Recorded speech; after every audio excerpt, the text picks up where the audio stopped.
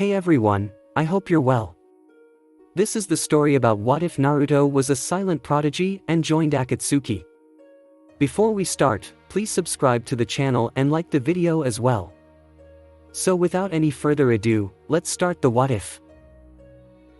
I swear to God, y'all do have a cave fetish. Naruto grumbled as the whole squad assembled in yet another cave. Hayden smirked and smacked his head. Where else would you prefer to gather to discuss some ultimate genocide plans? Ichiraka ramen. Naruto replied without missing a beat. Deidara sighed and covered his face with his hands, praying to God to take him already. It had been a whole year and he still can't stand this creep. What's all this about though? Toby popped up behind the group, in an attempt to scare them, only to trip over a small stone and almost falling over. He grabbed Kisame's cloak, who was right in front of him, to steady himself, causing the shark man to turn and glare at him. Well, of course, to discuss strategies. Kisame replied. Wa Kisame-senpai knows so much. Toby spoke gleefully, causing Kisame to scoff. I've been in this organization for longer than you after all.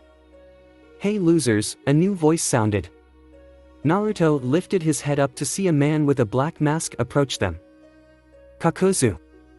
He hadn't really ever got the chance to talk much with this finance guy, except for that short mission with Hayden and Kakuzu.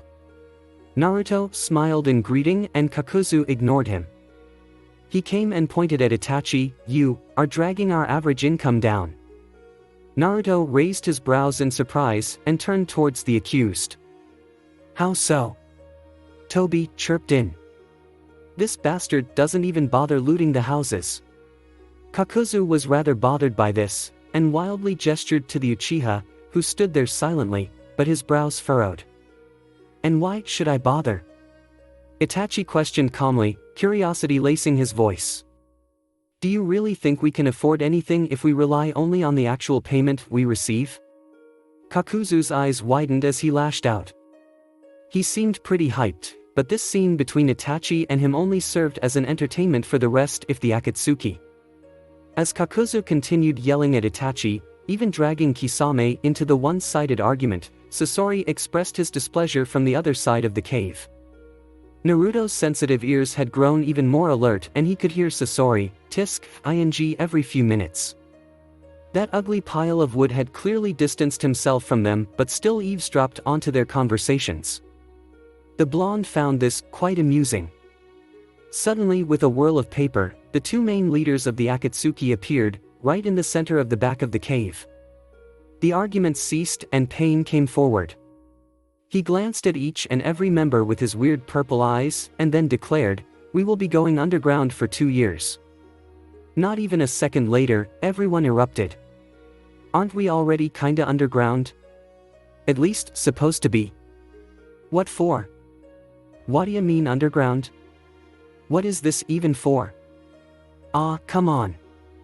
Seriously? And what am I supposed to do underground? Learn belly dancing? Pain and Conan silently endured the torrent of excuses and disagreement. Slowly but surely they calmed down, which is when Conan spoke up. This is related to our ultimate goal. The destruction of the villages. Deidara raised his hand. Wait, are we gonna bomb all the villages? Hayden elbowed him in the side. Who the fuck said we're gonna bomb, huh?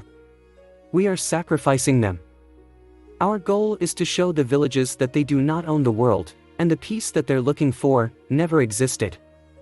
They fought for peace apparently, simultaneously crushing several other small villages and small lives. They ruined lives, and it's time for payback. That was the most Conan had ever spoken in a meeting, and it kind of left the other members at a loss. Which village are we going for? The first one. This time it was Sasori who had spoken up. That's what we're here to discuss. Pain said. How about the cloud? Kisame suggested, throwing a random village in. Are you serious? They have like 2 Jinchurikis. Toby exclaimed in a very dramatic manner. Yes. Pain suddenly appeared right before them. 2 years underground so we can train our best weapon against them. Pain shook slowly and turned to Naruto. For a second, the blonde's breathing hitched. Wait, what? What is he talking about? Does he plan on dash? Naruto was on the verge of running off somewhere, despite being full aware of the stuffy cave, when Pain asked him a surprising question: can you sync your chakra with the Kyuubi? Naruto blinked. Can he what? Can I do what now? He asked, freezing a bit when he heard a deep laughter within him. Kurama? This is gonna be interesting. Sync chakra. You know how to. Haven't done it with anyone, but yeah, I know. Why didn't you ever tell me? You didn't need to know, and I'm not really happy about this sync thing. It's kinda annoying. What? Naruto's confused inquiry was cut off by Pain as he frowned slightly and asked, you don't know about chakra syncing? Naruto, now calmer than before, held up his hands. No, I know what chakra syncing is, but with the Kyuubi, wait, I don't remember telling you about the Kyuubi. Naruto suddenly realized that he hadn't really told anyone about him being a Jinchuriki, but he wouldn't be surprised if they had figured it out by now. Wait, so he actually is the Nine-Tails Jinchuriki? Hayden questioned. He seemed surprised, but only slightly. Deidara held out a hand. Told ya, now pay up. Hayden begrudgingly took out some money and handed it to Deidara, causing Kakuzu to let out a flurry of curses under his breath, but still audible, about how they wasted money by making stupid bets and gambling instead of contributing to the Akatsuki's finances. Slowly Naruto relaxed and nodded slightly. We don't need to be told about what a Jinchuriki's chakra presence feels like. Conan said. Conan had been speaking a lot lately. Huh? Are you going to kill me? Naruto suddenly blurted, surprising even himself. Subconsciously, being found out immediately equated with Abu to be beaten up. After all, he had been through too much of it, and it was purely on instinct that he said that. The Akatsuki members seemed kind of surprised. What? No. Pain said, almost incredulously, which was quite unexpected, considering how almost everything this man said was so emotionless. Unbeknownst to him, Naruto exhaled a small sigh of relief at his words, a small knot loosening slightly in his heart.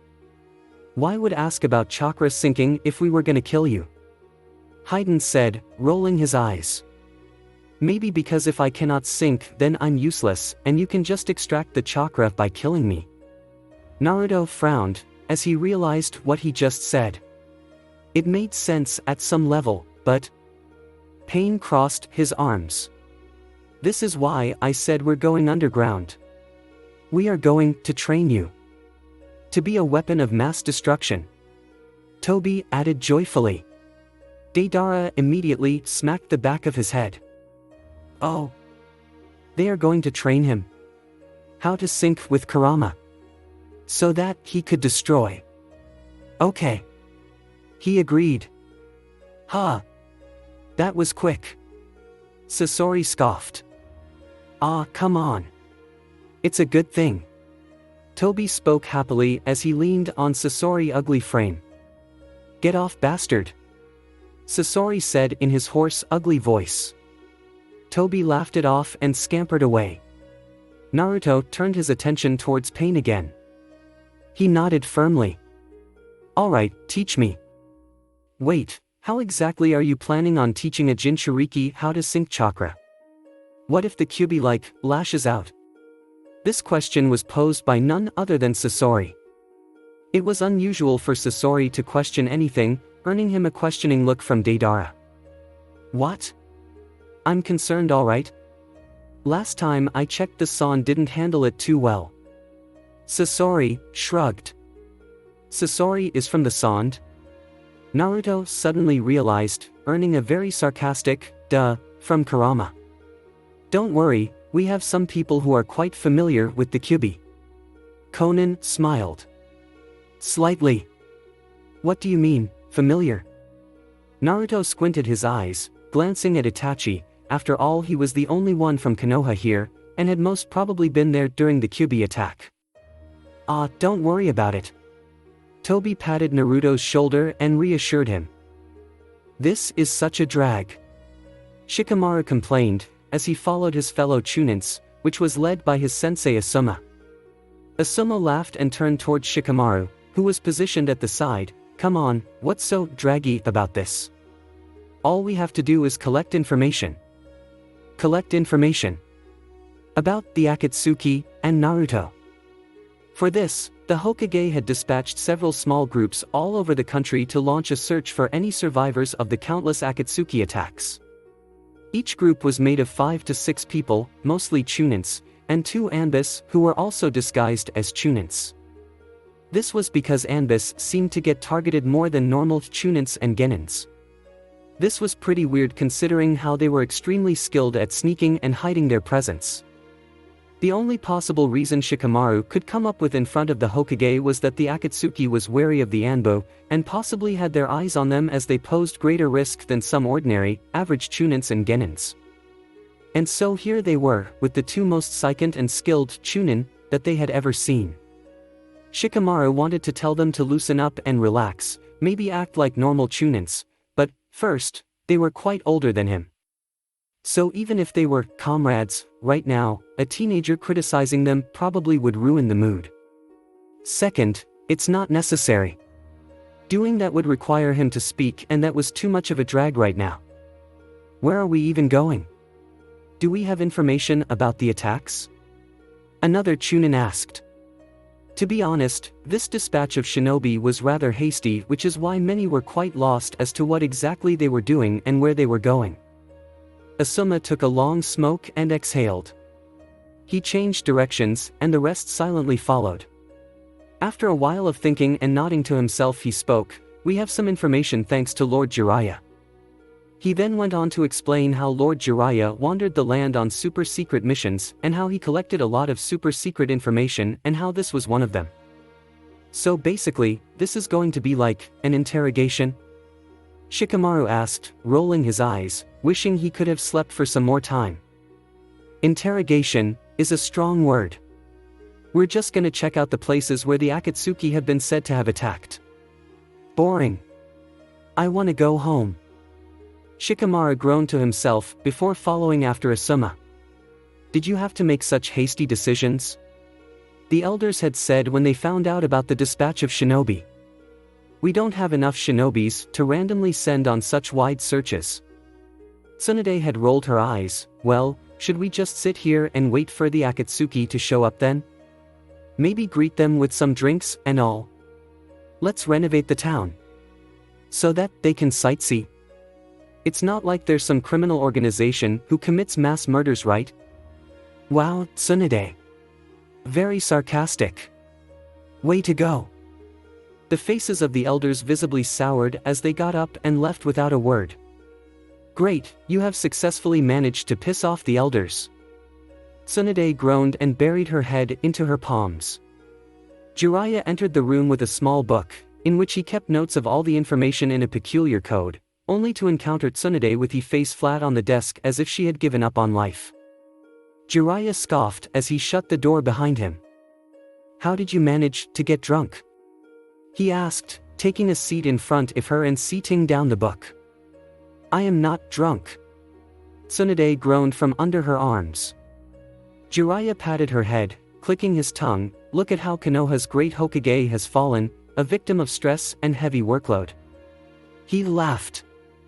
Tsunade rolled her eyes and scowled at the man. What happened now? She asked, his nodding towards the notebook. Nothing much. Jiraiya smiled as he brought out 2 bottles of high-quality sake from his shirt and kept them on the table. Let's just relax for a while. 8 months later. A knock sounded on the door before it opened, and a figure clad in red entered. The Hokage stood up in acknowledgement. I was honestly quite surprised when you said you wanted to meet so suddenly. Tsunade spoke lightly as the man, or rather, the child sat down in front of her. It's not that surprising. He replied. Tsunade smiled, and folded her arms. Indeed, not as surprising as you becoming Kazekage at such a young age. The boy neither smiled nor responded, just tilted his head slightly.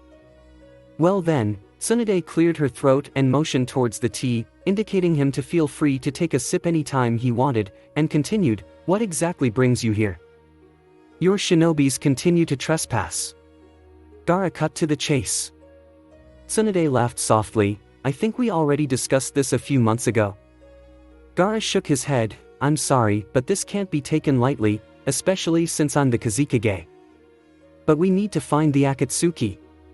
Tsunade tried explaining, "It's not like our shinobis are entering the Sand."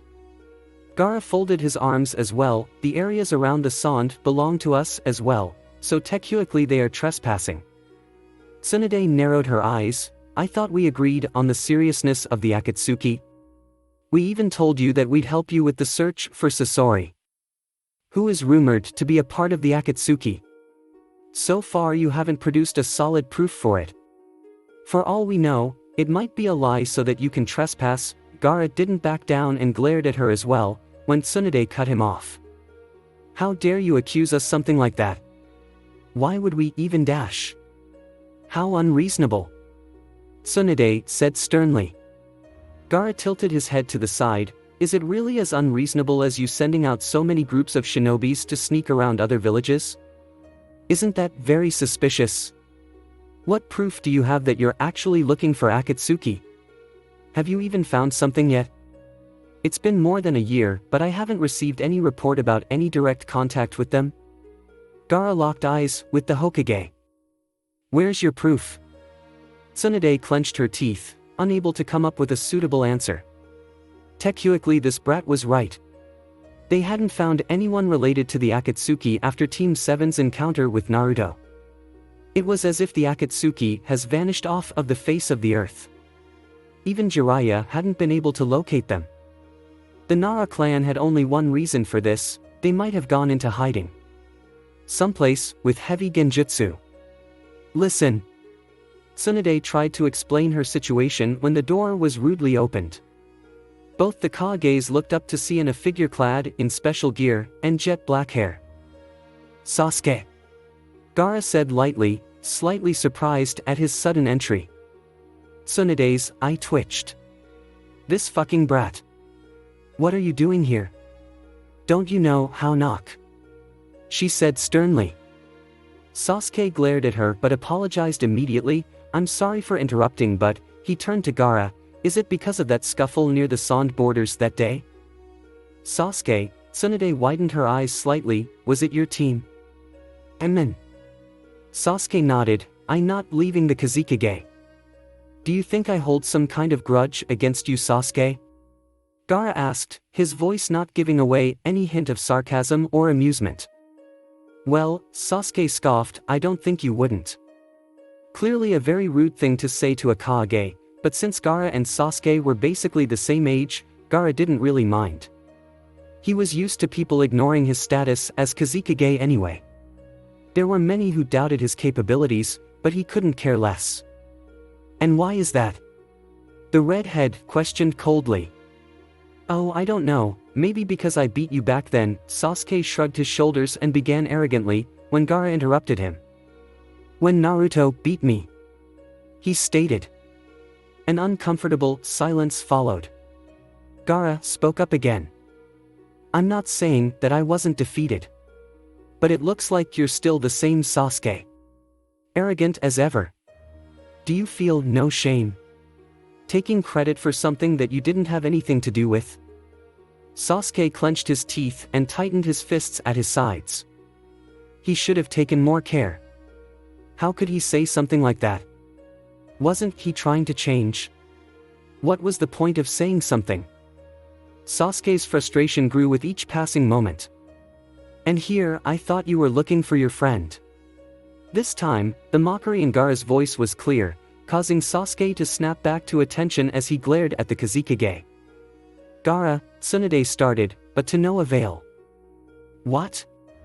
Am I wrong? Why don't you reproach him? Is he allowed to interrupt a meeting between two Kages, and I'm not allowed to speak? Is this how all your shinobis are?" Gaara was hitting a nerve with every word, but both Konoha shinobis had no other alternative than to stand there and listen quietly. Is this how to treat everyone? No wonder Naruto was exiled. What exactly do you mean by that? Are you questioning my authority? Tsunade tried keeping her cool. No. I don't really care how you handle your village, but you could do better. I think that's enough. If you dislike me, then speak to me. Don't you dare say those kind of things to our Hokage. Sasuke stepped up. Gaara would have replied with another befitting reply, when another knock sounded outside the door. This time, however, the person didn't enter arbitrarily.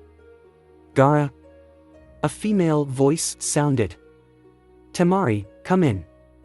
What happened? Gaara asked as Temari entered. She raised her brows at the sight of an angry Sasuke standing there but said nothing. She bowed slightly to the Hokage and turned to Gaara. You were taking a long time, and I was done with the discussions with that Nara. So I came to ask if something was wrong. She looked at the other two people in the room and noted that they weren't looking very happy exactly. Everything is fine. I'm sure the Hokage will do something about the trespassing situation. And maybe the shinobis of Konoha will learn some basic manners. He glanced at Sasuke, who glared back at him. Gaara turned to Tsunade. I'll have you know that it's not just the San that is getting agitated by your Akatsuki search squads. I suggest you come up with a valid report and proofs, or else you might get into trouble with some other Kages. Thank you for your time. With that, the two San shinobis left, leaving two seething Konoha shinobis. What was the meaning of your random appearance? Do you have to embarrass me like that? Can't you knock? Can't you wait? It's me whose authority gets challenged, Yano. Not you. Nobody cares how much you want to bring your friend back. It's not just about you anymore. When will you understand? Tsunade was frustrated. And Sasuke's appearance just made everything worse. What even happened that Gaara had to come personally? She snapped. We got into a fight. Sasuke mumbled. Tsunade ordered him to explain, and when he was done she let out a long groan. Why did you have to fight the San shinobis? Can't you deal with those kind of things verbally? Did you have to use your Sharingan? What's your problem? Sasuke retorted with, they were being jerks and accused us. We didn't do shit.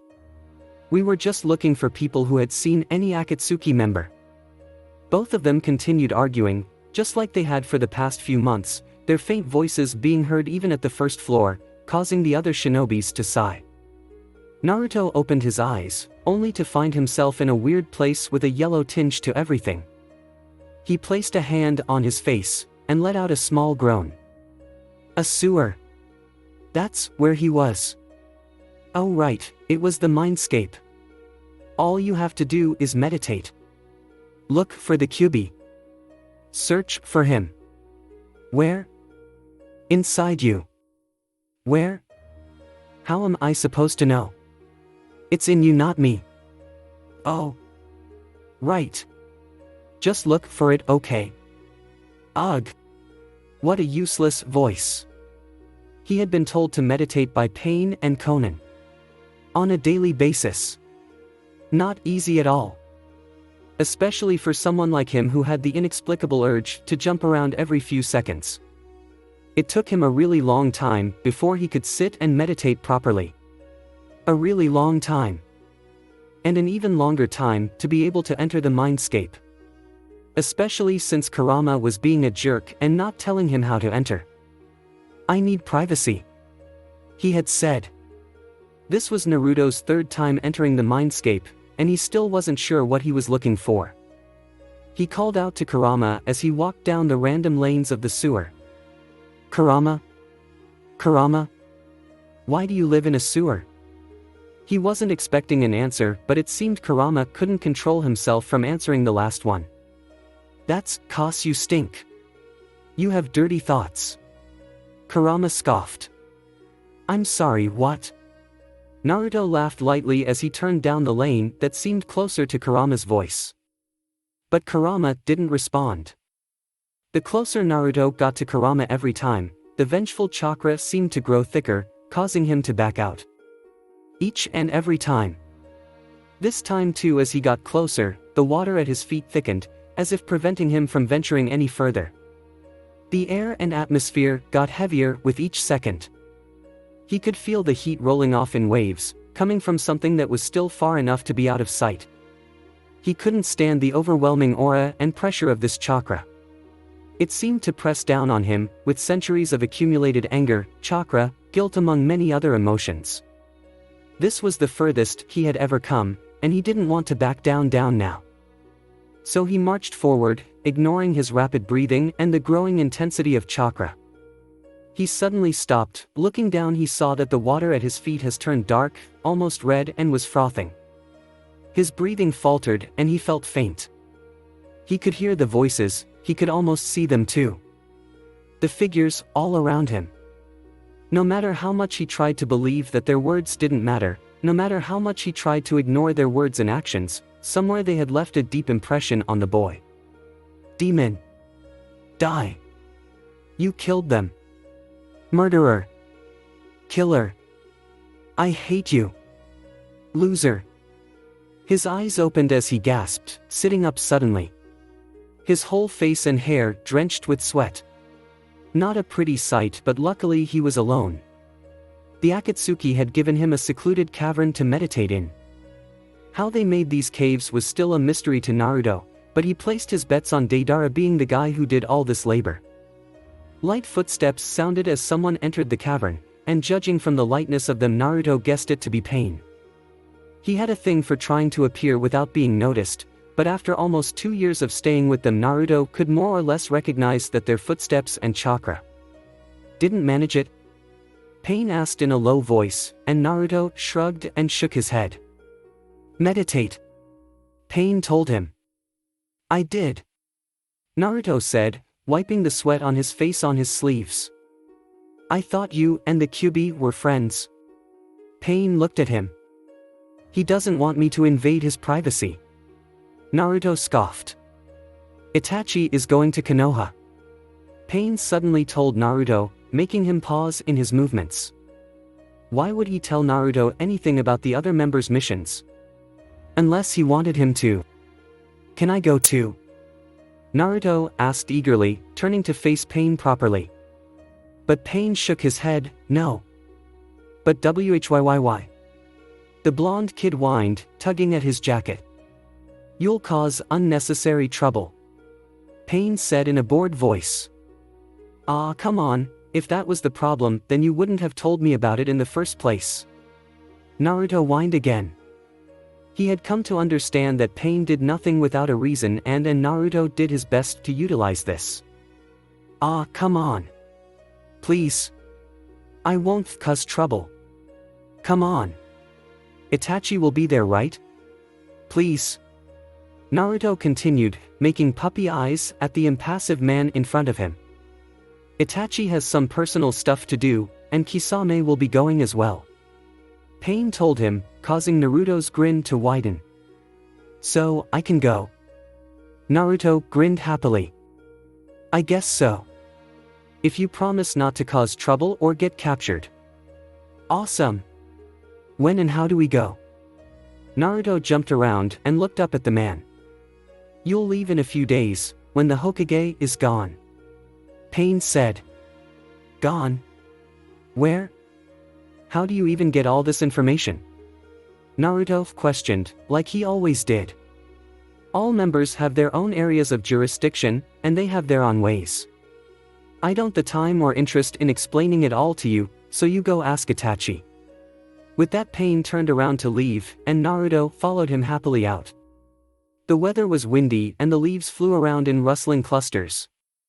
It might rain. People said as they hurried back to their houses and around shops. People hurriedly bustled around Konoha under a peaceful facade. At a glance the town seemed quiet, but it was just the wind that drowned out the harsh whispers and arguments of the citizens. Sasuke walked faster, behind Tsunade. What are you going to tell them? He asked her, his voice stubborn. Tsunade walked down the flight of stairs and down the Hokage tower. They said they wanted to meet, and that's what I'm going to do. Sasuke ran a hand through his hair, But what are you going to tell them? Tsunade clicked her tongue in annoyance. Sasuke Uchiha, are you my superior? She said angrily as she hugged her jacket closer around her. It's quite windy today, she thought. Sasuke pursed his lips and followed her. But he couldn't stop himself and he blurted put yet again, they're just going to blame you and ask you to shut down the search. For fuck's sake.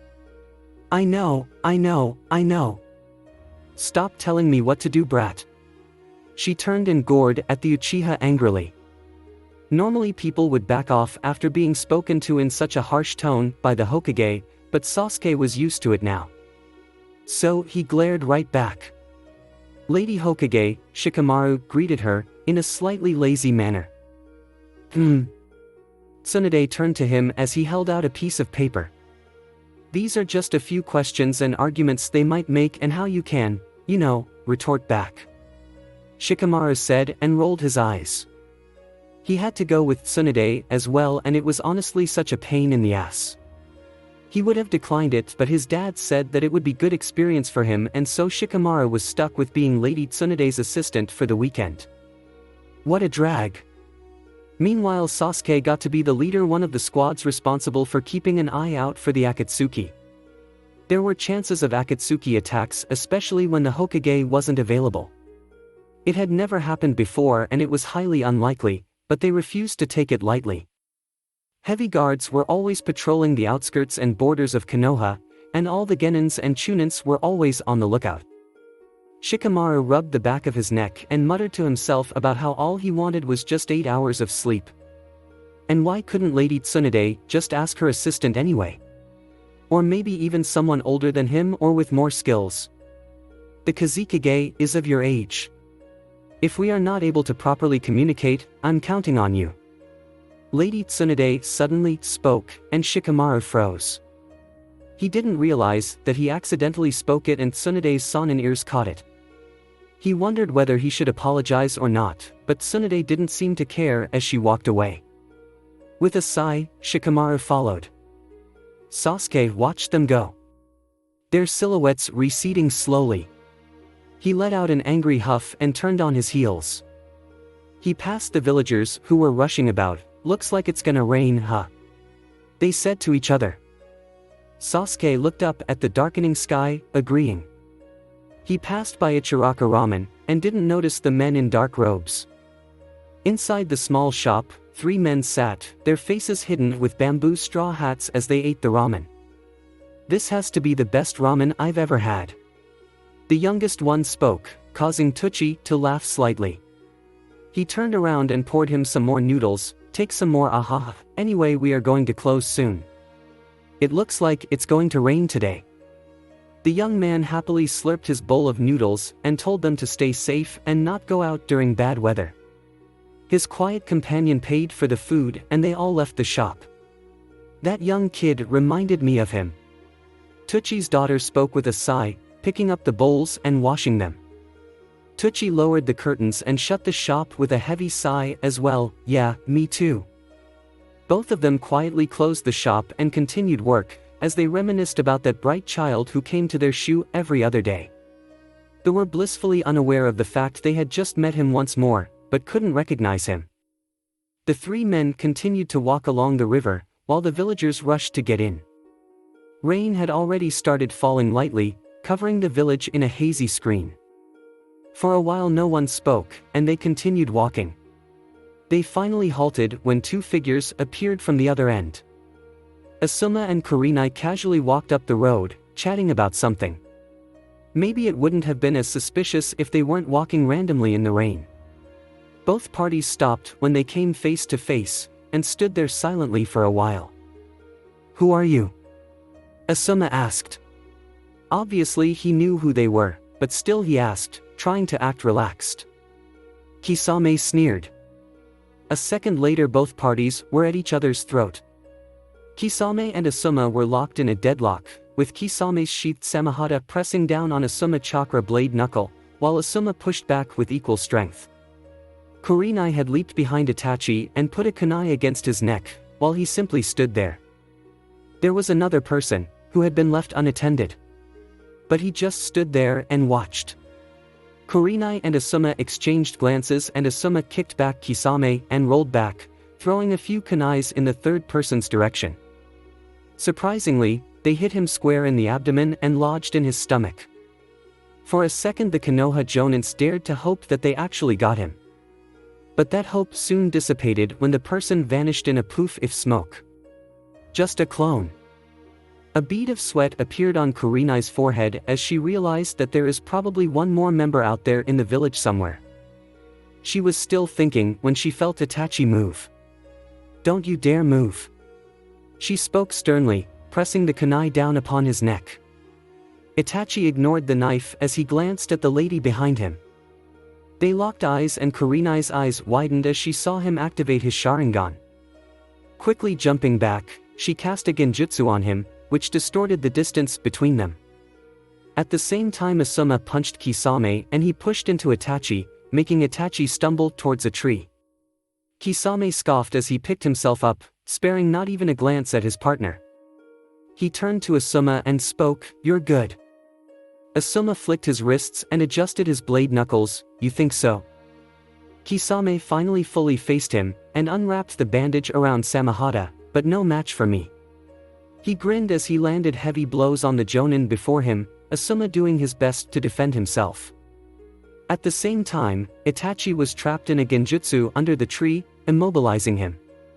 To the naked eye it would seem that he was just standing under the tree and not moving, but in the genjutsu, Kurenai had appeared out of the tree and held a chakra string to his neck. Itachi looked at her with unimpressed eyes, causing Kurenai to frown. "Do you really think such low-level genjutsu could ever work on me?" Itachi spoke slowly. Kurenai tightened her grip on the kunai, pressing down on his throat. To her surprise, a thin line of blood appeared on her neck. She gasped and found herself in place of Itachi, under the tree, with Itachi above her holding a kunai. "Wait, what dash?" Kurenai started but stopped when she found herself unable to move. She looked down and found herself bound to the tree with sharp chakra threads. The drops of water hanging on the thread made it glint evilly. Kurenai didn't dare move as she knew that a single moment could end up with her covered in severe cuts. She could only watch as Itachi walked away, not even sparing her or his partner a glance. Kisame smirked as he saw Itachi walk away leisurely. He pushed back Asuma and laughed. "I should stop going easy on you," he said as he swung Samehada and with such a force that Asuma barely dodged in time. The ground now had a deep hole in it as it rapidly filled up with rainwater. Asuma could sense the heavy aura around the sharp spiky sword. "That's a weird sword." Asuma barely managed to speak. Kisame grinned, "Don't be rude, look, now it's sad." He swung the sword and landed a strike at Asuma's side, where his clothes tore and showed fresh new blood. Asuma clicked his tongue and was about to jump to Kisame's side when he felt his chakra drain. He stopped in his step and held his wound. Then, he looked up at his grinning opponent. His sword had visibly grown, and his chakra had suddenly depleted. Was there some kind of connection? He watched as Kisame took another step forward and raised his blade. He watched him swing it, anticipating it to land on him at a new moment. But that never happened. Asuma found himself being grabbed by somebody and pushed out of the way. The suddenness of it all made him close his eyes and clutch at his bleeding wound. "Don't worry," a voice reassured him. Only then did he open his eyes and saw Might Guy smiling his signature smile at him, and flashed him a thumbs up. "His sword, I think it feeds on chakra. Don't get close to it," Asuma said in a low voice, and Might Guy nodded. He patted Asuma's shoulder and went to Kisame.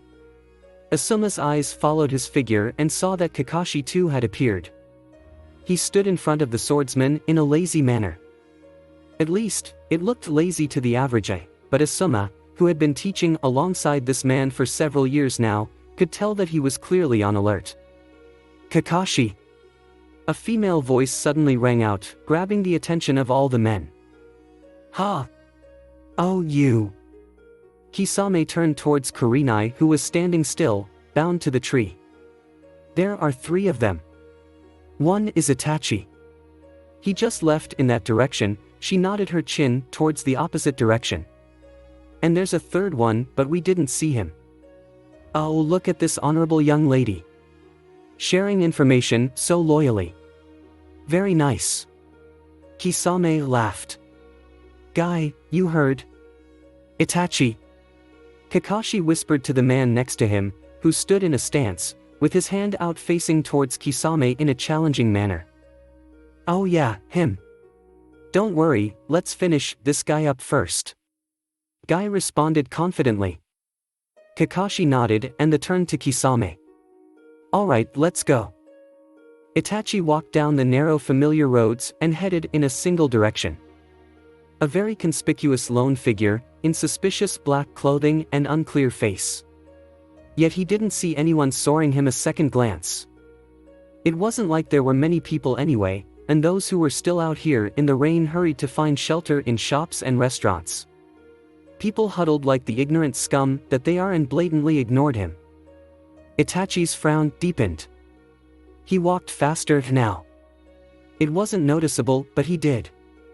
Sasuke's team should be around here. Itachi stepped in front of the Hokage tower. He let out a huff, thinking about how the Hokage left the most important area to a teenager instead of the much more talented Anbu. He turned to look at either side but was only met with silence. Was he not here? Had Sasuke left the place he was supposed to protect? Did Itachi receive the wrong information? He stood in the rain for a while, wondering what to do, when a clear voice rang out. You! Itachi tilted his head in that direction, and found himself face to face with his brother, Sasuke Uchiha. Sasuke! He said. The next moment Sasuke's eyes widened as a hand gripped his throat and slammed him to the nearest wall, and an audible crack rang out. I was looking for you. Itachi's grip on Sasuke's neck tightened with each passing second, making Sasuke struggle and gasp. Itachi simply stared at the younger Uchiha, not moving an inch. Eventually, Itachi let go, when Sasuke decided to swing his legs up in an attempt to kick his brother. A futile attempt. Itachi simply shifted to the side and let go of Sasuke. Sasuke slid down the wall and coughed pitifully. Pathetic. Itachi spoke just one word, not bothering to even properly greet his younger brother, who had clearly not been able to live up to Itachi's expectations. Meanwhile, Sasuke continued coughing, stunned at Itachi's sudden appearance. How did he enter? How did he manage to pass through the several layers of guards and shinobis that Konoha had deployed? When did he enter? Should he go alarm others? But seeing the person for whom he had been searching for so long, he felt nothing but resentment. He wouldn't have hesitated to whip out his kunais against his brother, but due to the current state he was stuck. What are you doing here? Sasuke finally spat out. Itachi lowered his eyes. Your friend, he said, he's quite ambitious. Sasuke frowned. What friend? A second later his eyes widened in realization as he bit down the urge to shoot up to his feet and yell. He glared at his brother, waiting for him to tell him more. With defenses this weak, you don't stand a chance. Itachi told him. The older Uchiha rubbed the ring on his finger, staring off into the distance. He seemed to be thinking. Sasuke had no idea what was going on.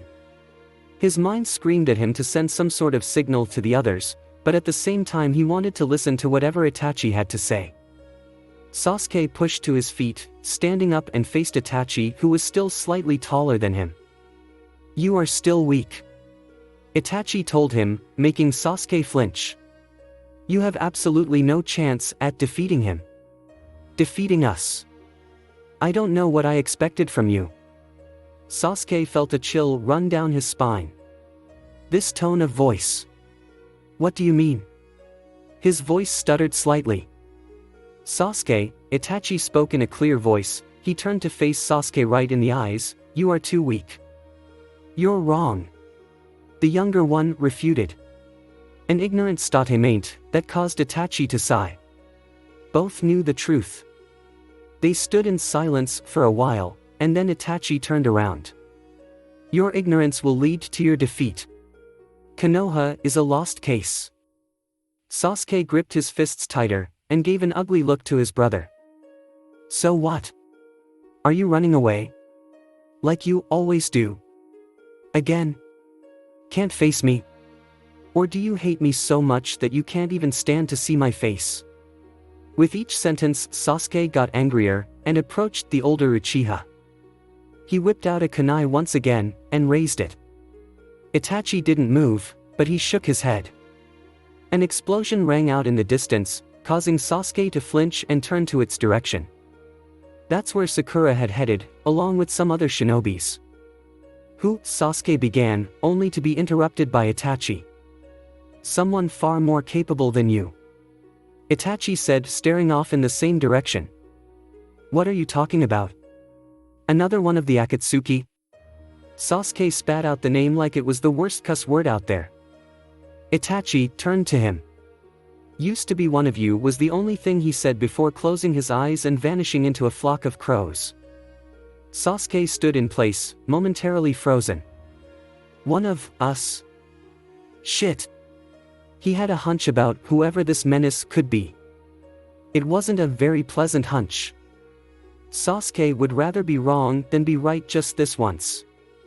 Even though the urge to meet this particular person was strong, he didn't want to confirm his worst fears. Sasuke brushed off the dust and strapped his kunai, then ran in the direction of the explosives. Sakura wasn't having a great time, to be honest. One moment she was walking behind a group of highly skilled shinobis, and the next she was crouching behind a boulder. This is bad, this is bad, this is bad, she muttered to herself, wrapping her hands in bandages as another explosion rang out behind her. A dead man laid at her feet. Just one of the many dead shinobis out there. She had managed to pull his body beside her before it could be completely destroyed by another explosion. She tried to save him, but the impact was too strong. She had closed his eyes and said a little prayer. Carefully, she glanced around from behind the boulder, taking advantage of the smoke and debris to locate the possible position of the enemy. One thing stood out to her, and it was a single tree that stood at the edge of the river. The area around it seemed to have suffered a lot of damage, but the grass underneath the tree was still safe.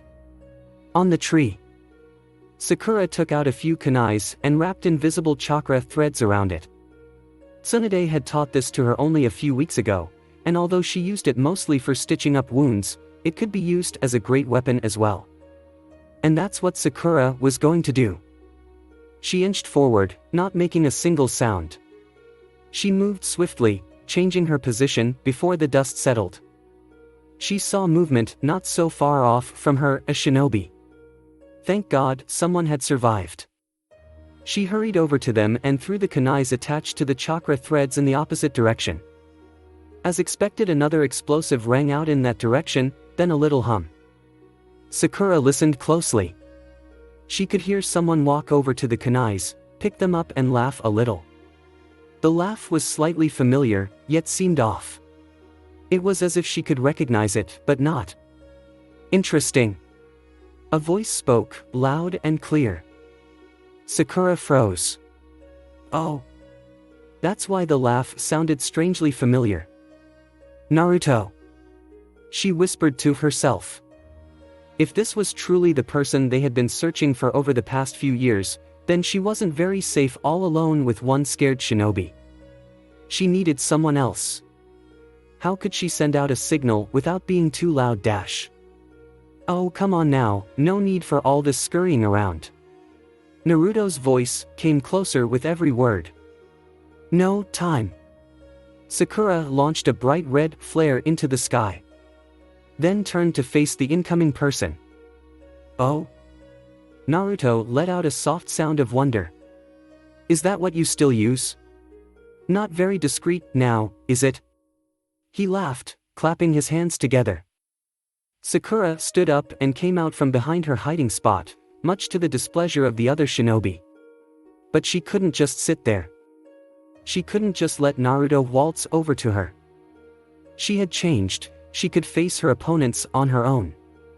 No more hiding. Naruto, she said, her voice hard. It wasn't angry, neither was it soft. She knew Naruto had turned his back on Konoha, but she still dared to believe in him. That maybe, just maybe, he would return. Sakura! Naruto greeted happily. Sakura's stance faltered at his cheerful tone. She blurted out in surprise. With such a happy face and cheerful voice, Sakura could almost believe that it was her old teammate. The guy who loved pulling pranks, causing chaos for laughs. But her little day dream was shattered into pieces as a scream rang out, along with the sound of meat being ripped. Sakura whirled around, and her eyes widened in horror. A vicious large fox stood over the carcass of the shinobi that Sakura had previously been hiding with. His mouth chewed flesh that had been freshly ripped off the neck of said shinobi.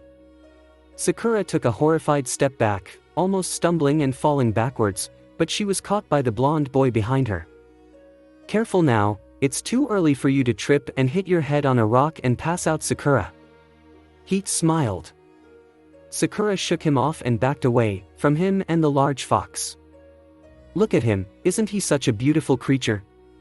Naruto moved closer to the fox, who glared at Sakura. Oh, don't snarl at her. Naruto rubbed the fox's fur. What's this? Who is this? What is this beast dash? What sort of monster have you brought with you? Sakura yelled at him. Naruto opened his mouth to respond, but was interrupted by a flurry of shuriken landing swiftly at his feet. Ooh, he raised his brows in awe. Is this who I think it is? He smiled and looked up. Sasuke stood in front of Sakura, kunais in his hand, his stance defensive. Whoa, look at you guys. Naruto pulled at the collar of his jacket. It was getting pretty hot with all this cloak and explosions. Why did they agree to wear this cloak again dash? Stay away from her. Sasuke spoke in his usual low voice. He pretended to be calm, but everyone could see that he was pretty shaken. Or what? What are you gonna do, huh? Naruto teased, taking one step forward. Sasuke threw one shuriken, and it landed right before Naruto. Next time it will be your face. Sasuke snarled. Oof, alright. Naruto shrugged and raised his hands, then clasped them together behind his head and stood casually. Alright, see? No weapons, nothing at all. Don't worry, he grinned. What about your man-eating fox? Sakura stepped out from behind Sasuke. Now she too was equipped with shurikens. They were probably attached to chakra strings as well, Naruto noted. Nah, don't worry about him. He turned to the fox and motioned for it to leave, and the fox complied. Slowly walking out and into the forests that surrounded Konoha. Now. Naruto shrugged and looked at his ex-teammates. Honestly, you guys are making such a big fuss over nothing. Naruto calmly walked towards them, tilting his head as he spoke. Sasuke and Sakura didn't dare move. They could have attacked, but they didn't. What? Were they getting emotional? Kurama snorted within him. Fucking losers. He said. Fucking losers. Naruto agreed. Just as he was within approachable distance, he pushed against the ground and leapt into the air. Not giving the other two a chance to react, Naruto pulled out a scroll from behind his jacket, converting it to a katana with a single hand sign. He was still in midair when he striked. He wanted to strike Sasuke, but to his credit, even though Naruto was moving at an insane speed, Sasuke managed to predict the spot where he would strike, and had blocked his katana with two interlocking kunais. For a second both boys stared into each other's eyes, full of shock and surprise. Naruto raised a single brow. He hadn't expected this at all. He then jumped back, and held his katana at his side, blade facing backwards. Well damn. You're actually able to keep up. Naruto was pleasantly surprised. Although he would have preferred if he had been able to stab the Uchiha, but he didn't mind the excellent reflexes either. I haven't been fucking slacking off, you idiot. Sasuke's face twisted with anger and shock. How could he be so naive as to think that Naruto would approach them with not evil intentions? What made him think that Naruto wouldn't have a trick up his sleeve? He wasn't the loser kid anymore. It had been years. Years of practice, from the most dangerous criminals out there. Sasuke was thankful that he had taken Kakashi's offers and trained his Sharingan, or else he would have a gaping hole in his back right now. Good to know your Sharingan still works. Naruto once again eased into a more comfortable pose. I feel so stupid for thinking that you wouldn't attack us for a moment. Sakura spoke up. That's because you are. Naruto immediately retorted. Sakura only scowled in response. What do you even want? Sasuke asked, shifting further backwards from the blonde. Well, nothing really. Itachi said he wanted to scout out Konoha before we further our plans, you know? The usual. Sakura was about to say something but Naruto suddenly chirped up, oh wait, did Itachi come to you or? He came. Sasuke replied darkly, and Sakura whipped around to face him. You met Itachi dash? Yeah. Did he do anything? What did he say? That I'm still weak. Naruto laughed at the last statement. Oh man, he's always talking about you and this is what he says after meeting you for the first time in literal years? Classic Itachi. Sasuke glared back in response, what does he say? Naruto put aside his katana, back into the scroll, and put a finger on his chin. Let's see, mostly about how he used to teach you whatever he was teaching me. How you would make some mistakes, how I shouldn't make the same mistakes. He was interrupted by Sasuke letting out a loud tch. Naruto grinned, don't be mad now. Their pleasant meeting was rather abruptly interrupted when Kisame walked up, behind Sasuke. Is this Itachi's brother? He said, startling the three. Oh my god, why are you so sneaky? Naruto yelled, leave them alone. He instructed as well, right before Kisame could put his hand on Sasuke's head. Kisame groaned but complied, walking over to the blonde. Sakura and Sasuke rushed away from the shark man-looking thing and looked between the two Akatsuki members in front of them. If they were to attack. Sakura let out a rattly breath. Sasuke nodded once in reassurance. Are you done? Kisame asked Naruto. Yeah, what about you? Did you actually defeat Kakashi and Asuma dash? Sasuke and Sakura's eyes widened at the prospect of Kakashi getting hurt. Nah, Kisame rubbed his neck, some weird green guy got in the way, so I pummeled him. They ran off to find him a doctor I think. Sakura and Sasuke let out the breath they'd been holding. Alright then, let's leave. Naruto motioned. Kisame nodded and they began heading towards the forests. The same direction in which the fox had walked off in. For a moment Sasuke stepped forward, he had wanted to say something. Don't go. Why? Did he actually believe that Naruto would stay? Just because Sasuke said so? What if he asked why? What was Sasuke's reasoning? I'm sorry. Would Naruto even care for such weak apologies? Sasuke tightened his fist, unable to speak. Unable to put the big lump in his chest into words. He hated this feeling. He had managed to not think about it too much, but after seeing Naruto leave, once again, he wanted to reach out, but like the coward that he is, he didn't. And watch their retreating figures fade into the silhouette of the forest. Sakura grabbed his sleeve, tugging him away from the Rekage. He wished he could talk like Naruto. He wished he could convince people as easily as Naruto could. He wished he could tell Naruto how much he regretted everything. But he couldn't, he simply couldn't. He was a coward. And he would have to live with this guilt forever. The guilt of being the reason Naruto was thrown out. The reason why Naruto was mistreated. Sasuke, come on, Sakura gently pulled him away, and he teared his eyes away from where the figures had vanished of into.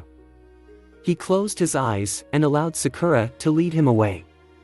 Tsunade and her little entourage had only gone so far when one of the shinobi's sharp ear caught the sound of distant explosions. Lady Tsunade, he began, I think I just heard explosions.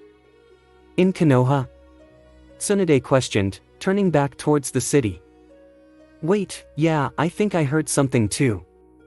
Shikamaru frowned. Tsunade clicked her tongues. They chose the exact time when she had to leave, didn't they? Should we turn back? She muttered. A question more directed to her own self rather than the shinobis around her. I don't think so. We don't know who the attacker is. It could be simply a minor inconvenience, in which case our shinobis can handle it. However, it could also be some kind of distraction to hinder our travel to the Sand village. There are many enemies of today's topic, you know. Shikamaru helpfully rambled. Oh, I swear to God, if it's one of those stupid distractions, then I am going to throttle somebody, Tsunade muttered under her breath. The group stood there for a moment, not knowing what to do, waiting for the Hokage to make some decision. She then pointed to the shinobi who had originally alarmed them, and told him to Sushin in there, find out what exactly was going on and then report it back to them. They would wait for 20 minutes max. The shinobi nodded before vanishing in a puff of smoke. We really can't be late for this meeting, Tsunade said and then sat down. 15 minutes later the shinobi appeared in front of them, slightly out of breath. Multiple attacks. In 2 different locations. Might Guy, Kurenai and Asuma are injured. The attackers have been identified to be members of Akatsuki. Tsunade sucked in a breath and frowned deeply. Names are unknown, or maybe they do know, I just wasn't able to find out. There's been bombings, 3 shinobis are dead. Sakura and Sasuke are being healed as Kakashi tries handling the situation. I couldn't find them in time, so I don't know who they encountered. The shinobi paused to breathe and recollect any other information that he'd gathered. No civilians were injured, he concluded. Tsunade turned around, thinking. The Akatsuki made a move exactly after she left. How did they enter?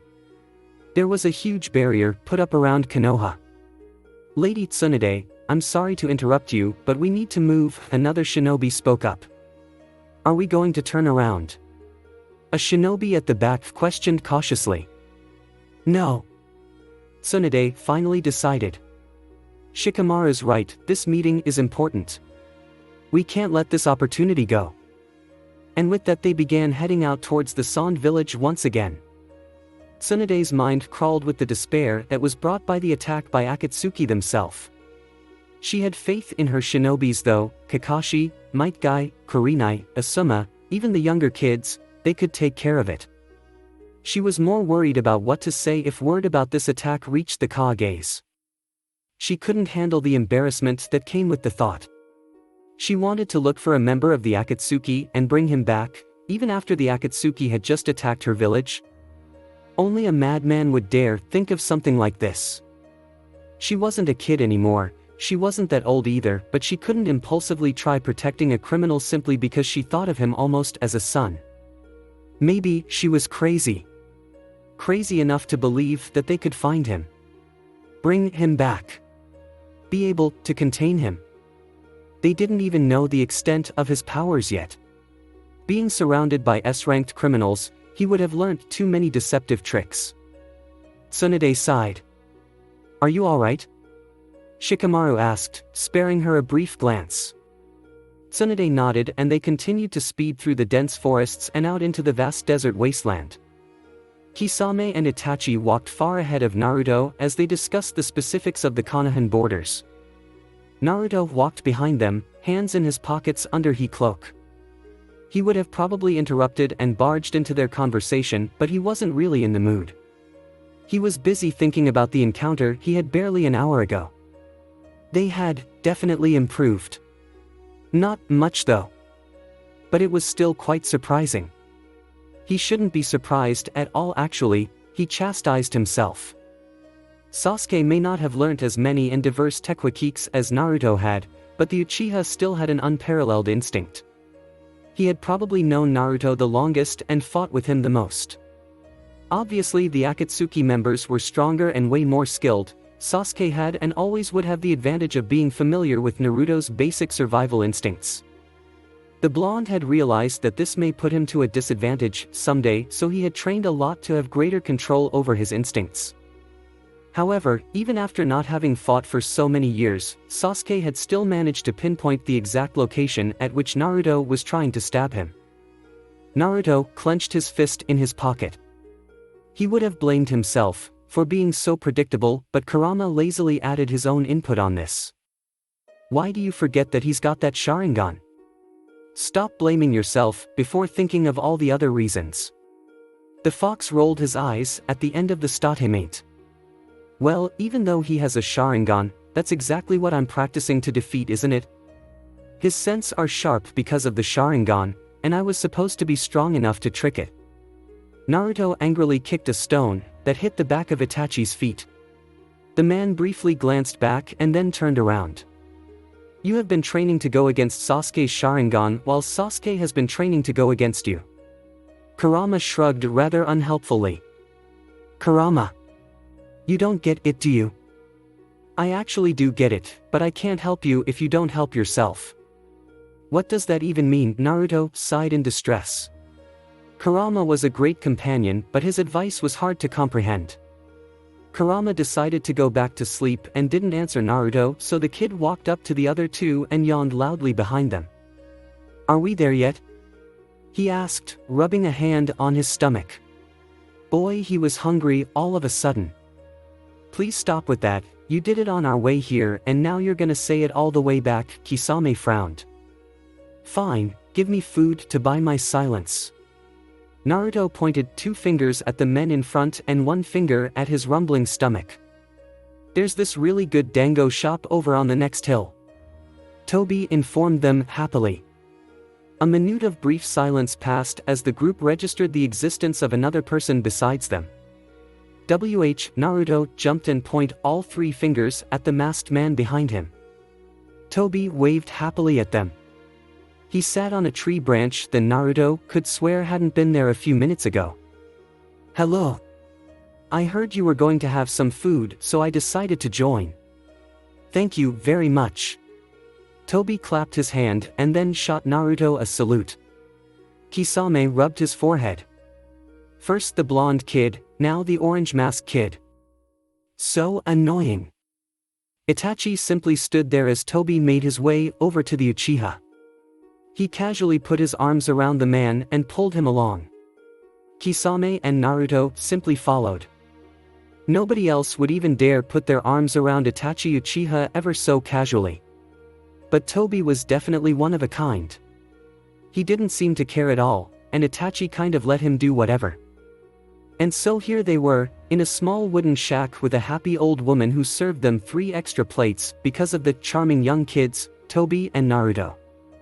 It's very hot out there today, she spoke softly as Naruto poked at his tender dango. It's good that you kids have these straw hats. If you need more just yell, okay? I'm going to go take a nap. She patted Itachi on the head as she got up and left, causing the man to flinch slightly. You're welcome, Tobi waved all 3 sticks of dango at the others before turning away to take a bite. Itachi removed his hat and sighed. He pushed his plate aside and clasped his palms together. Alright, Tobi. Get to the point, he said. Tobi paused, gulped down the last dango and fixed his mask.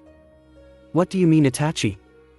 Tobi drawled teasingly as he turned around and placed his head into his hands, looking up at Itachi.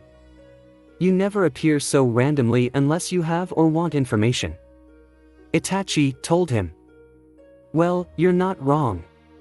Tobi stood up. He searched his pocket for a while and then took out a little piece of fabric for all to see. Orochimaru, Naruto's eyes widened at the strong chakra emitting from it. Wait, why is the chakra so strong? Isn't Orochimaru good at hiding these traces? Tobi giggled and put up a finger. Haha, Naruto-kun, good observation.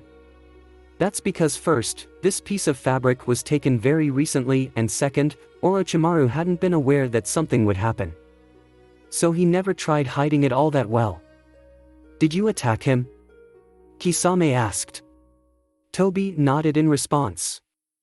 Yeah, well, it was Zetsu, but I guess it was my plan, so I should take responsibility. Toby pocketed the fabric once again and titled his head at the group. Okay, but what do you want from us? Itachi asked.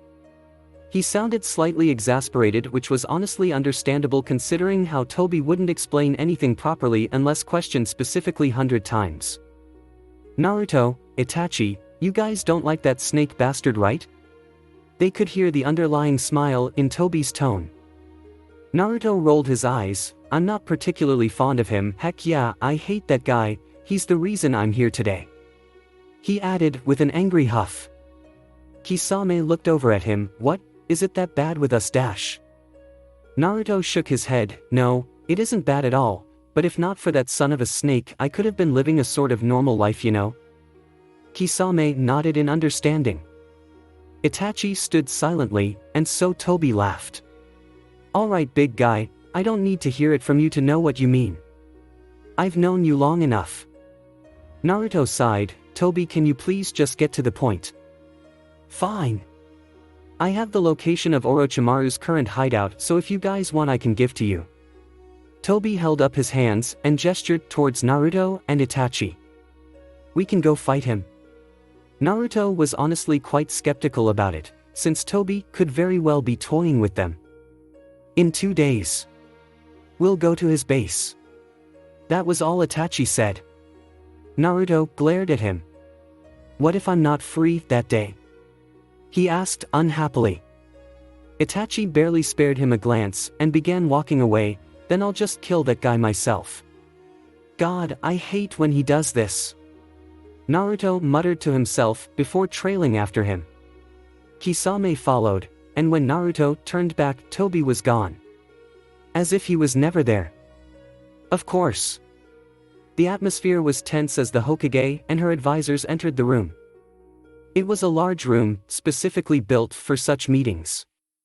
The walls were made of smoothened sandstones and carved with simple designs at key corners. A large dark wooden table sat in the middle with comfortable seats surrounding it. These seats were currently occupied by the corresponding Kages. Behind each Kage stood their advisor. Just one. The room was bustling with quiet chatter until Tsunade entered. All talk ceased as they turned to stare at her. Well, how is everyone today? Tsunade entered casually and took a seat beside the Kazekage. She sat opposite to the Tsukikage, who was a rather short old man. However, she knew not to underestimate him. Hope you had a good journey. Gaara said, his tone civil just for the sake of formalities. Tsunade nodded at him as she took off her coat and handed it to Shikamaru. The Nara was visibly not interested in holding anything but did it anyway whilst rolling his eyes. Where's the Raikage? A woman with bright red hair, who sat opposite to Gaara, spoke up. He said this doesn't concern him and he doesn't wish to know anything about this. The old man sighed, his fingers massaging the creases on his forehead. Tsunade made a sour face at that. Well, we can't really blame him. His village is pretty high up in the mountains, and they're rarely bothered by any intruders. The lady Mizukage held up her hands and shrugged. They probably don't want unnecessary trouble. What do you mean unnecessary trouble? Tsunade narrowed her eyes. She hadn't really ever talked to the Mizukage before, but she didn't really like how she seemed so relaxed and unbothered. What if the Akatsuki decide to blow up each and every village? Will he stay up there in blissful ignorance? Damn, do you think we are just going to let some bastards waltz in and blow up our villages? You might have given up hope, but we haven't. The Tsukikage retorted. Excuse me. Tsunade began and Shikamaru had to stop her by placing a hand on her shoulder and tell her to calm down. Please maintain your composure. He whispered lightly. Tsunade inhaled, and then smiled at the old man who had spoken. Just because you can probably defeat the most dangerous terrorists of the shinobi world doesn't mean you can just let them do whatever until they decide to attack you. They are constantly causing issues and raising villages on the outskirts of our borders. Well, to be fair, the Mizukage joined in, folding her arms on the table. They're none of our business. An unsettling silence followed after. Even the Mizukage's advisor seemed slightly uncertain of her words. What? Isn't that what you were thinking? Tell me I'm wrong. The red-haired lady leaned back in her chair and tucked a loose strand behind her ear. The Tsukikage didn't respond, looking guilty as he glared at a spot on the table. So the leader of one of the great villages just declared that they couldn't care less about the lives of several innocent people, just because they chose to stay under the protection of landlords over shinobis? Shikamaru suddenly spoke up, cussing at himself instantly after. Why did he need to say that out loud? Why did he need to interfere? Well, they didn't want our help, and so we don't care. Seems about right to me. The Mizukage spoke with an amused tone as she sized up the Nara. He didn't particularly look like he wanted to be here, his eyes lazy and wandering. He did his best to not stand out. Gaara's low voice caught them off guard. I'm afraid, but I think I disagree. The Mizukage raised a brow in slight surprise. Gaara continued. I do not want any more Konoha shinobis loitering around my village looking for the Akatsuki. I do not care if it is a genuine search party because it looks extremely suspicious. Hence, we would like to make an offer. What kind? Tsunade immediately turned to Gaara. She was grasping tightly to any support thrown her way. Gaara put his fingers together and said, We'll send out 5 of our best search teams to aid your search, and you will stop sending any teams near the Sand. Tsunade frowned, giving it a thought. Gaara continued, plus, you will also share your information with us. At that Tsunade shot him a look and would have probably said a few things, but Gaara quickly explained, You yourself said we all need to come together for this threat. It would be rather hypocritical of you if you refuse to share important information with us. The Mizukage and Tsukikage seemed to turn this offer around their heads as well. The Tsukikage then spoke up, We will only send out 3 teams. We don't mind your shinobis as long as they don't cause much trouble. The old man nodded once to confirm his words. The Mizukage said that she would do the exact same as the Tsukikage and had the same tems. Finally, after a few quick words with Shikamaru, Tsunade agreed. Alright then, let's start right now. Anything important we should know? Gaara gave Tsunade an inquisitive look. Tsunade stared back with hardened eyes. He had planned it all, hadn't he? Something felt off and she couldn't place a finger at it. Gaara knew something and was taking advantage of it, but even Tsunade was unable to figure it out. Tsunade had stayed silent for a bit too long, and so Shikamaru stepped forward. I'm sure I've discussed most of these with your advisor. Shikamaru nodded towards Temari. Here are some basic details we have till now. Shikamaru pulled out a thin book and slid it across the table to the center. Gaara picked it up and went through it. Meanwhile, Shikamaru told them the main information. We know that the members of the Akatsuki wear rather conspicuous black cloaks with red clouds and also straw hats. We believe that one of the members might be Sasori, a rogue from the Sand. One of them has been identified as Deidara. Yeah, if I'm not wrong, then he's from the Stone Village. Gaara nodded in confirmation and Shikamaru continued. We also have information that Itachi Uchiha is in the Akatsuki and usually partners up with some shark hybrid man. He shoots a glance to the Mizukage, who seems to recognize that description. I believe we might know somebody like that, someone who probably went rogue, and Itachi Uchiha, isn't he the guy who slaughtered his own clan? The Mizukage asked. Tsunade and Shikamaru merely nodded. Here's the most worrying part. Shikamaru held up his hands. Naruto Uzumaki from Konoha has also joined the Akatsuki. Wait, isn't he your Jinchuriki? The Tsukikage leapt up from his seat. Yes, well he was. Tsunade winced slightly at her own words. How bad did you fuck up that your own Jinchuriki joined a terrorist group? The Mizukage seemed so shocked yet awed at their failure. Aren't you guys meant to contain him somehow? How can you just let him go? She pressed on. Please, you don't understand. The situation was dire and some hasty decisions were made. Tsunade felt embarrassment creep up her face. Well, look where those decisions landed us. The old man complained.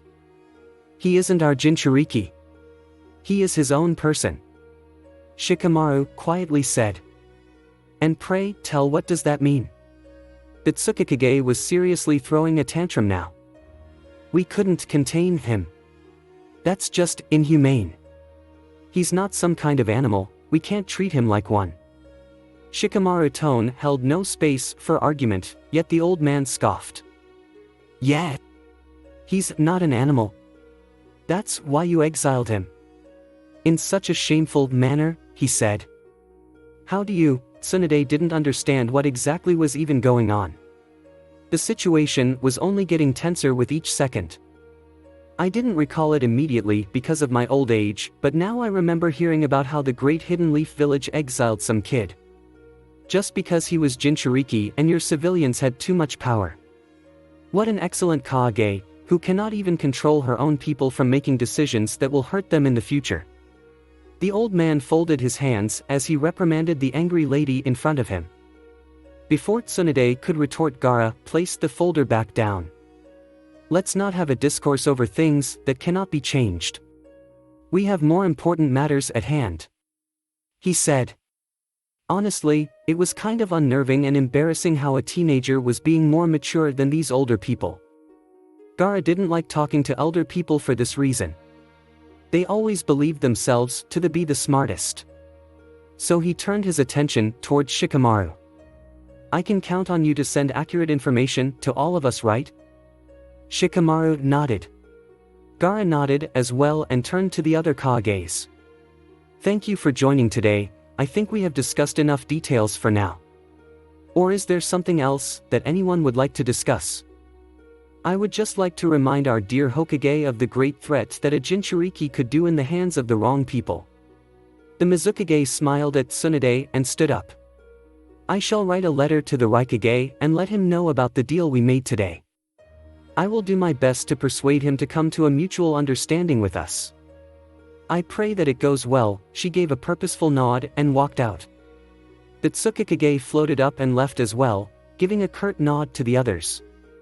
Tsunade and Gaara sat there for a while and eventually they dispersed as well. Unlike the other two Kages, however, Lady Tsunade was going to spend the night here, in the hidden sand, and return back the next day. Shikamaru was taken to his quarters by Temari, and they both talked about how much of a disaster that meeting was. The adults always want to demean each other one way or the other. They always want to look like the most superior. It was hectic, and too much of a drag for a guy like Shikamaru. Temari had only spared him a brief smirk when he slid down the wall groaning. Eventually everyone retired to their beds, and the building was silent once again save for the guards on patrol. Somewhere far away from the deserts of the hidden sand, a man fast walked along a dark hallway. He pushed up his glasses and made a face at the pathetic lantern in his hand. It didn't help much in lighting up the way, and Kabuto wished they could just line up these halls with lights. However, he also understood that they couldn't do so to attract any sort of attention. He sighed, his disappointment clear in the flickering light. Orochimaru had called him rather late at night with no warning whatsoever, and only told him to be prepared. Kabuto wasn't a fool, but he wasn't a mind reader either. The man stayed hidden in the shadows as Kabuto sat before him. Orochimaru told him to check the closest entrances and then the exits. Kabuto had lived long enough with Orochimaru to know that they were going to have visitors. What kind though? He had no idea. He didn't recall doing anything so serious that somebody would send their shinobis after them. At least they hadn't done anything like that recently. For the past few weeks Kabuto had only gone out in search of medicinal herbs and sometimes wild animals to hunt. Anyway, he wasn't very bothered. Not many could take on Orochimaru and come out alive, and well, Kabuto himself had his own ways of escape. He had secret doors and passages built every few turns and could escape or save himself in risky situations. Kabuto yawned. He was thinking too much. He turned the corner and continued on, unaware of a single crow on the ceiling, watching his every move. Kakashi had brought Sasuke and Sakura to Might Guy's hospital room because Guy wasn't allowed to go out yet. Lee, Niji and Tenten had decided to tag along too to pay a visit to their sensei. They had been discussing the attack when the curtains rose lightly. The window beside Guy's bed was suddenly obscured by the figure that had perched on it. Kakashi pulled the curtain away and there sat Sai. He held a scroll in hand which he was tucking Awa in his belt and then jumped into the room. Could have used the door, you know. Tenten told him, to which Sai merely shrugged. Ah, today's youth. This is fine. Might Guy inhaled sharply as he reminisced about his own youth. Lady Tsunade is back and she's asking for a report. Sai explained. He turned to Kakashi and tilted his head. Ha! Why do I have to go? I already wrote a report earlier. Kakashi wailed. He was not happy. He had taken all the time and effort to write a nice report so he could have a free day today, but now the Hokage wants to hear the details from you. I told her about your report, but she insists. Sakura and Sasuke should probably go too, since they encountered Naruto. The boy turns to his teammates. Wait, you met Naruto dash? Naruto? Niji and Rock Lee spoke up at the same time, then glanced at each other. Well, it was supposed to be classified information. Sakura shoots a glare at Sai who doesn't bother giving her a reaction. Oh come on, we all know each other. We know what happened, you guys should tell us when stuff like this happens. There's no point hiding it, you know. Tenten crossed her arms and leaned against a wall, frowning slightly at the fact that nobody told them that Naruto himself had been part of the attack. Although it was not something very surprising, they had all been there when Naruto was exiled, they had all been there after the exile, when all the Genin slowly gathered at the training grounds. They had all heard of when Naruto was first encountered by Team 7. They were all together when the information spread to others and everyone discussed his current alliances. Naruto's villain arc was no secret to them. However, it was something that they had all been keeping a secret from all the villagers. Nobody could know. They had all unanimously promised each other of not spreading this information. The last time the villagers had thought Naruto was dangerous, they had exiled him. If they were told that he was now in league with the most dangerous criminals out there, they would revolt and demand for his death. Kakashi then interjected and after saying their goodbyes, led his team out of the hospital. How long till he heals fully? Sai questioned his sensei. Kakashi flipped pen his book as they walked and shrugged. He could be up and running right now if he wanted to, but the doctors say he has to wait for at least another day. They settled into a sort of comfortable silence as they walked towards the Hokage's tower. They patiently waited for Lady Tsunade to finish her paperwork before entering her office. Hello. Kakashi held up a hand and waved. Tsunade nodded at them and leaned back in her chair. So I heard Konoha got attacked? She started. Yeah, Kakashi replied. By the Akatsuki? Yeah. How? No idea. Tsunade clicked her tongue in annoyance. What's the point in having so many shinobis all around the borders, and also having a barrier when these Akatsuki people just waltz and dash? Kakashi nodded in agreement. Did they attack because they knew about the Kage meetup or dash? Tsunade tapped a finger on her chin. If they were bothered by the Kages, they would have tried attacking the Kages, right? Sakura said, thinking about what Naruto had said that day. She couldn't recall anything related to the Kages though. Would they really dare attack the heads of the strongest shinobi villages, though dash? Tsunade muttered, to which Kakashi merely shrugged and said, well, they are terrorists, you know. Tsunade could swear she heard the Uchiha brats say, good point, or something. She put her palms on the table, somewhat gently. We need to find out how they entered. Some kind of jutsu? Sasuke tried guessing. I mean, you never know what a Jinchuriki can do with all that chakra. Kakashi added, glancing at the Hokage. She was pacing behind her desk now, seemingly in deep thought. How did the meeting go? Kakashi asked leisurely. Tsunade found it slightly annoying how this man seemed so careless even after an attack, but she knew he was trustable, so brushed off his leisure manner. She glanced at Sasuke and Sakura and frowned slightly. Aren't you guys missing a member?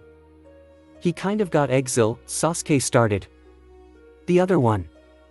Tsunade glared at him. Oh, the boy looks behind him, he was with us when we came. Probably stood outside, eavesdropping or something. Sakura muttered. I am not eavesdropping. Sai's voice came from outside, causing the entirety of Team 7 to roll their eyes. You know you can just come in, right? Tsunade called out. The door opened and Sai walked in, his face straight and devoid of any kind of mischievous expression. He bowed slightly and went to stand near Kakashi. Tsunade looked at him for a few seconds, recognizing his attire from somewhere. Are you one of Danzo's trainees? She asked him. The pale kid nodded curtly and refused to elaborate anymore. Tsunade could respect that. She leaned against her desk and handed a file to Kakashi. The meeting went, well, it could have gone better in my opinion, but it went fine. She started, rolling her eyes as she recalled the events from that day. The Raikage skipped it. Kakashi flipped through the pages of the file and looked up at Tsunade with a single eye. Yeah, that bastard said his village is far away and he doesn't want to be involved in such conflicts or something. That's not good. Sai said, as he side-eyed the file. You don't say. Sasuke deadpanned. Tsunade wanted to bang her head on table. Why was Team 7 like this, and why did she have faith in them? Like sensei like students, she thought with a mental eye roll. You can go through the file for the rest of the details of the meeting. Tsunade waved a hand and went to take a sip from the little bottle of sake she kept under her desk. Well, you could have looked through my report regarding the attack as well, but here we are. Kakashi muttered, loud enough that Tsunade almost choked on her sake. She turned to the man with an angry glare. He just laughed and held his hands up in surrender. How and why were all these brats so brave around her? So, are we going to do something about this or? Sasuke started, folding his arms. Actually, Danzo has already sent out stealth teams to look for any possible breach through the wall. If there's no breach, they have access to the files about every shinobi, so they'll probably look through it. Tsunade informed them. For once everyone in the room seemed content with the plans executed. That actually sounds good. Kakashi nodded. His posture relaxed a bit more, and Tsunade raised a brow. She hadn't thought he could get more relaxed than he already was, but Kakashi seemed to be full of surprises. The room grew silent again, Tsunade staring out of the windows at the sun slowly moving down towards the horizon. It was past noon and the crowd had thinned in the streets. Sasuke stared at a spot on the ground and Sakura fidgeted with the clasp of her pouch. Eventually, after a few still moments, Kakashi stood up, hands in pockets, and turned to leave. The rest of the team followed, Sakura chirping about how Kakashi had promised to buy them lunch today and Kakashi groaning in response. Tsunade could hear their fading chatter and Sasuke agreeing with Sakura. Tsunade watched them walk out of the building and head on towards the ramen booth. She too turned around, sat back down. There was work to be done. It was dark. Darker than they had expected. Hiding out in a stagnant corner, they waited.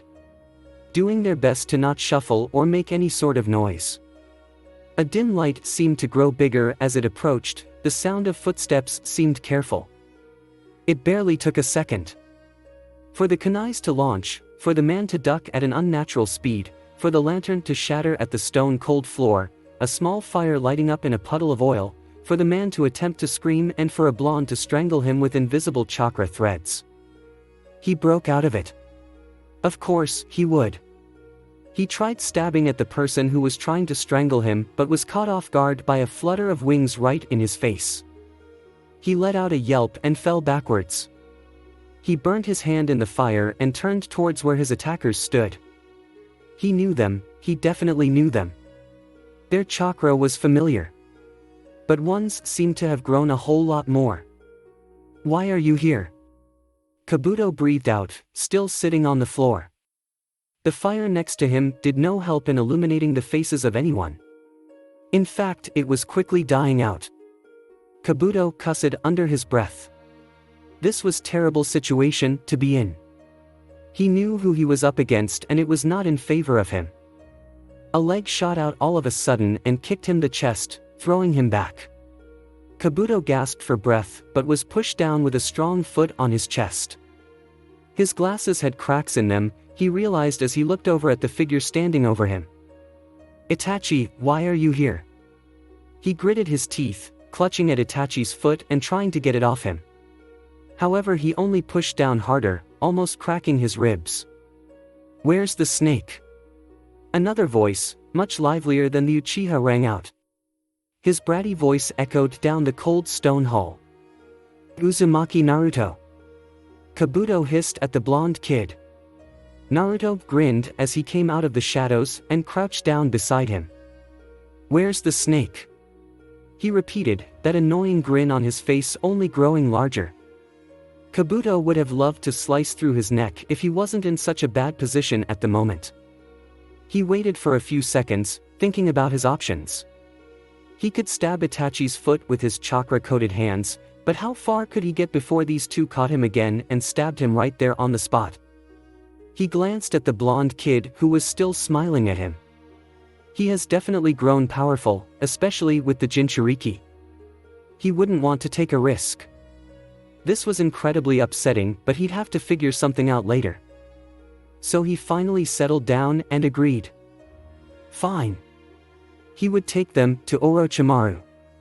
But this place was a maze and only he knew the way, so he could buy a lot of time to figure out some kind of escape route. Itachi lifted his foot and Kabuto got up. He brushed off the dust from his pants and pushed his broken glasses up. He was good at pretending like nothing happened, and that's what he did. Follow me, he said and turned around, the other two following him in. Thanks for watching. I hope you enjoyed.